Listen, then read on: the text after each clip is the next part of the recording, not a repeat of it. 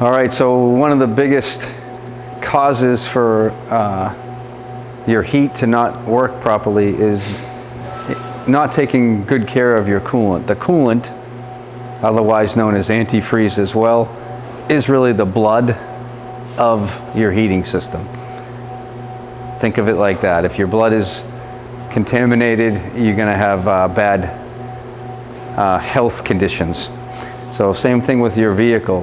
This coolant runs through the engine and it runs out to your radiator, and it runs out to your heater core inside your dash, and it goes through all those systems, and over time it gets contaminated and it gets dirty and it starts to clog up some of those systems. Thermostats can get stuck, and if they don't open or they don't close properly, you can get insufficient heat, or you can overheat the engine. If you get coolant this is the heater core that's under your dash, it's very hard to get to. You got to take the entire dash off of most vehicles to get to it. But there's little tiny coolant passages, if you will, that go through this, and they're very small. And so if the contaminants build up over time, they become clogged and the coolant can't sufficiently go through this. And so what happens is the customer will complain that their heat isn't hot enough, or it doesn't even get hot at all. And so what happens is the coolant gets heat from the engine. As the engine warms up, it comes through this heater core, and it runs through this, and all that heat is transferred to the fins on this little radiator, if you will. It's called the heater core, and then the heater core has a blower motor here behind it that blows air across of this, which takes all that hot air off of the fins and puts it into your cabin to warm up your car. In there with that is also this device, which is your evaporator core, which is another heat transfer device for your air conditioning. And so this is what keeps your cabin cold. But usually when you take this out, it's very labor intensive. We always replace this at the same time. And in this case, this one was actually leaking, so his AC was not working. And we get this question a lot, is, can I take care of this cooling system myself? And it's a pretty complex system, and you should really leave it to the professionals that have the right tools and the right training to know how to do this. You can hurt yourself. People, if they run low on coolant, oftentimes will try to add coolant. They'll add the wrong mixture. They'll just put water, or they'll just put antifreeze, which throws off the entire mixture of the chemistry. The other thing is, if they try to open the radiator when it's hot, that's it's under tremendous amount of pressure, so that can actually explode in your face. So you really want to know what you're doing. So I recommend you seek professional help. So again, changing the coolant is very good preventative maintenance to keep the blood clean.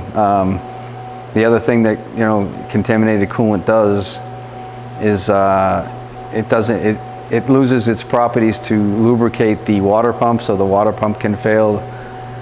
The other thing is the radiator hoses get deteriorated, and their heater hoses get deteriorated from inside. So it's a good idea to keep that coolant fresh. This heater core has two hoses that come to it. They're called heater hoses, and just like heater hoses, they contaminate from the inside, and they get squishy and they leak, and they can cause, if you leak coolant, you can start to overheat your engine. So one topic that people often don't associate with winter is their air conditioning system working properly. Nobody ever thinks that that's important in the winter time, but it is important. This customer actually had a complaint that their defrost wasn't working properly, and what we found was their air conditioning had leaked out from their evaporator core inside the dash. Now the evaporator core's job is to take moisture out of the air quickly, and when the AC refrigerant is too low or empty in this case, you won't have any refrigerant running through the system, so there's no way to take the moisture out of the air. And so it takes a lot longer to defrost your window when you can't take the moisture out of the air. So again, nobody thinks of their air conditioning being important in the wintertime, but it's very important. And when you turn on the defrost, it actually turns on your AC system, your AC compressor, and that whole system functions to remove the moisture quickly. The thermostat is something that basically stays closed while the car is cold, so that the car will recirculate the coolant to heat it up quickly. And once the coolant reaches a certain temperature, that thermostat will sense it and will open, and it'll let that coolant go out to your heater core and the rest of your cooling system, so that, out to your radiator and the rest of your system.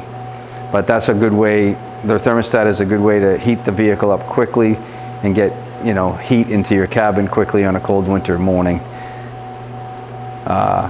If you neglect the coolant, it gets a lot of contaminants in it, and it will clog the thermostat and keep it from opening fully or closing fully, which can cause a no heat condition or a very insufficient heat, or it can actually overheat your engine. So you want to, again, do the maintenance. It's cheap. We recommend you do it every 2 years after the first 4 years. So your brand new car, you can go 4 years, probably 50,000 to 100,000 miles, depending on the make. But once you open the system, contaminants get introduced. So after that, we recommend 2 years to have it done.